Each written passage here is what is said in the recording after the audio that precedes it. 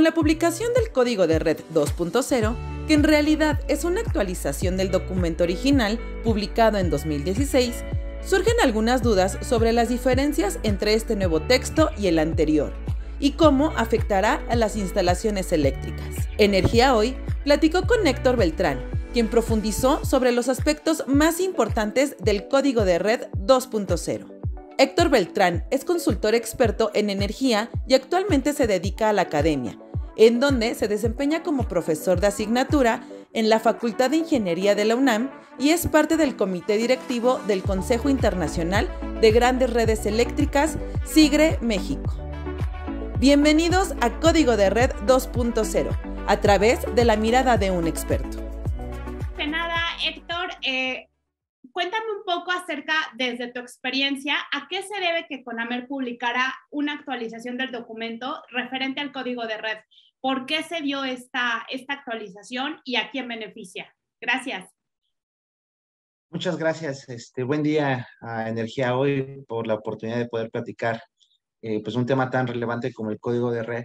Edna, te cuento, pues el hecho de que CONAMER haya publicado un avance importante sobre el código de red es el resultado del trabajo que ha realizado la CRE, la Unidad de Electricidad, en la contestación de los más de 4.700 comentarios que llegaron en consulta pública cuando se inició este proceso de actualización.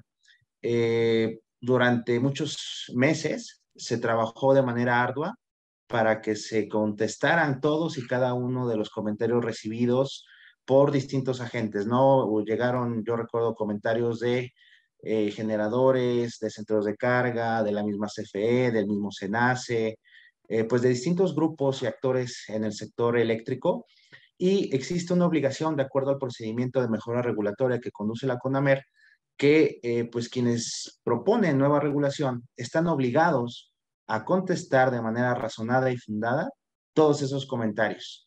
No simplemente es decir, no lo acepto, sí lo acepto, pero también el por qué.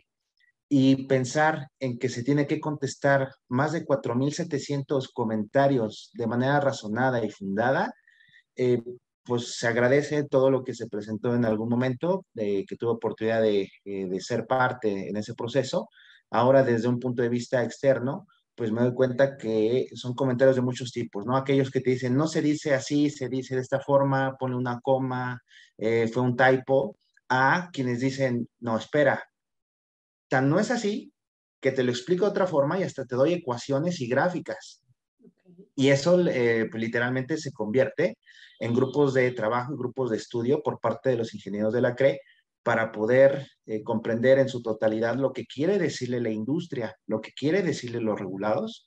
Y con la publicación de este importante avance que se dio el día de ayer, pues se da un paso importantísimo en la consolidación de un nuevo código de red que pues aún tiene ciertas formalidades para poder ser digamos, aplicado de manera general, y todavía hay un pequeño pues trecho para que sea publicado en el DOF, pero el paso que se dio el día de ayer es un paso fundamental, es un paso importante y tiene repercusiones profundas dentro de lo que es el sector eléctrico. Entonces, Héctor, por lo que entiendo, este documento es, digamos, un documento vivo que desde que se publica hasta ahora ha tenido como, digamos, mucha colaboración por parte de los grupos de trabajo, como lo mencionas. Sí, es importante. Yo creo que el código de red es especial. Digo, yo tuve la oportunidad en su momento de trabajar en él, en la versión vigente y también en parte de lo que fue la actualización. Pero es un documento vivo porque siempre se tuvo la idea de estar en constante comunicación con los regulados. Y cuando decimos los regulados, pues ahí cabe CFE, cabe SENACE, cabe la industria, caben asociaciones, etcétera, ¿no? Y es un documento vivo porque es imposible pensar que, pues en este caso, la Comisión Reguladora de Energía lo sepa todo, o los ingenieros que conforman el equipo de la comisión lo sepa todo, y si bien es un trabajo que finalmente presenta la CRE, yo te podría decir que sería bastante injusto decir que el código de red solo es de la CRE. La verdad es que contiene pues muchísima experiencia de grandes ingenieros del sector, tanto público como privado, grandes ingenieros de CFE, grandes ingenieros de SENACE, grandes ingenieros de asociaciones, etcétera. Y es un documento vivo que refleja todo lo que fue este intercambio, yo te diría que muy intenso, muy ríspido a veces, pero siempre respetuoso y en el terreno técnico, porque siempre se hace no buscando el beneficio de uno u otro grupo, siempre es el beneficio de quién, del sistema, pensando en el usuario final. Entonces, en ese sentido, es un documento muy padre, es un documento vivo y pues ahorita está cerca ya de su versión 2.0. La verdad es que yo recuerdo de los puntos pues más duros en el terreno técnico de discusión, eran temas como regulación primaria de frecuencia, inercia sintética, máquinas rotativas, electrónica de potencia, y nos metíamos a estudiar estándares internacionales, experiencias de otros países, etcétera. Y también recuerdo que llegamos hasta el extremo de, a ver, no lo que funcionó en Europa o no lo que funcionó en Estados Unidos, necesariamente funciona en México. Que no exista la menor duda que el código de red es mexicano, a la topología mexicana, y si bien estudiamos experiencias internacionales, siempre en su momento, ahorita la CRE lo que hace es alejarse de esas soluciones tipo copy-paste. Claro. La CRE lo estudió bastante bien, la CRE hizo un buen trabajo para desarrollar todo este código de red y alcanzar la etapa en la que estamos ahorita, y pues dentro de la CRE existe un grupo interdisciplinario que contesta todo, ¿no? Si bien ahorita lo que hizo la CRE fue alcanzar este punto, pero lo alcanzó gracias a sus ingenieros, a sus abogados, a sus economistas, que de repente también nos llegaban muchas cosas de valor presente cuando hablamos de planeación, etcétera, ¿no? Entonces es algo muy padre ver tanta diversidad de comentarios. Muy bien, Héctor. Pues bueno, también me gustaría que me pudieras platicar acerca de cuáles dirías que son las principales diferencias o las diferencias más destacables entre el documento original y el que ahora se publicó el día de ayer, la actualización. Son el mismo documento, es una actualización, pero me gustaría que me platicaras un poco acerca de los aspectos que tú ves como grandes diferencias entre uno y otro. Híjole, fíjate que esa es una pregunta interesantísima, Ana, porque hablar de las principales diferencias del código de red vigente contra lo que se publicó el día de ayer puede ser bastante amplio, puede ser tema de tesis, de doctorado, porque porque el código red habla de muchísimos temas técnicos del sector. A lo mejor yo mencionaría algunos, tuve la oportunidad de compartirlo en un mensaje de redes sociales, algunos puntos interesantes. Con respecto a la planeación, se habla explícitamente de un análisis costo-beneficio para las obras, se habla de darle un mayor peso a las propuestas del transportista, del distribuidor, dentro del análisis que tiene que hacer SENACE, en todos los programas que anteceden al PRODECEN. Yo destacaría en el terreno operativo algo que creo yo que no podemos evadir o evitar discutir, dado el contexto actual que vivimos, y es sobre las energías renovables. En la parte de operación, el código de red, creo yo, brinda mayor transparencia sobre lo que debe de ser la operación técnica de las fuentes renovables, que pues no aparece tal cual con ese nombre dentro del código, sino se llaman tecnologías asíncronas. En particular, su participación en la confiabilidad desde el punto de vista de frecuencia, para los amigos que nos están escuchando, siempre ha sido la discusión, ¿los obligamos o no a poner baterías? ¿Tienen que entregar o no ciertos servicios? Es que seguramente si dejo que entres, voy a necesitar respaldo y tú no lo traes en tu mochila con la que llegas, ¿no? Esa es la discusión coyuntural, y el código de red abona para determinar en qué situación y cómo tendrían que participar estas fuentes renovables, y eso derivará en decisiones si necesitas o no baterías, si necesitas o no otros servicios y cuándo darlos. Es con los centros de carga. Los centros de carga han sido, creo yo, el pan de cada día en los últimos años, meses del código de red, que si ya cumplieron, que si entra un plan de trabajo, etcétera. Y ahorita, pues el código de red, creo que esta nueva versión llega a apretar un poquito más el cinturón, porque algunos requerimientos que existían actualmente amplían su alcance para ser aplicables a otro tipo de usuarios. Y el punto específico es los usuarios de media tensión, ahora tendrán que vigilar o tendrán que ocuparse por cumplir requerimientos de factor de potencia que actualmente no se les pide, pero si llegara a publicarse este código de red 2.0, estos centros de carga en media tensión con demanda mayor de 1 megawatt tendrían que atender nuevos requerimientos, pero existe todo un razonamiento para ello con el cual la CRE pues ha llegado a la definición de que se extiendan ciertas obligaciones hacia ellos. La principal implicación es que todos vamos a tener un mejor sistema eléctrico o que todos vamos a pues recibir un beneficio de tener un sistema más confiable. Ojo, siempre he dicho, no es que sea un sistema exento de fallas, un sistema exento de disturbios, de apagones, sino yo creo que muchas de las implicaciones derivan en certeza. Certeza de qué me van a pedir. Un renovable que sabe de antemano cuáles son las reglas técnicas que tiene que cumplir, se traduce en mejores decisiones de inversión, en mejores decisiones operativas.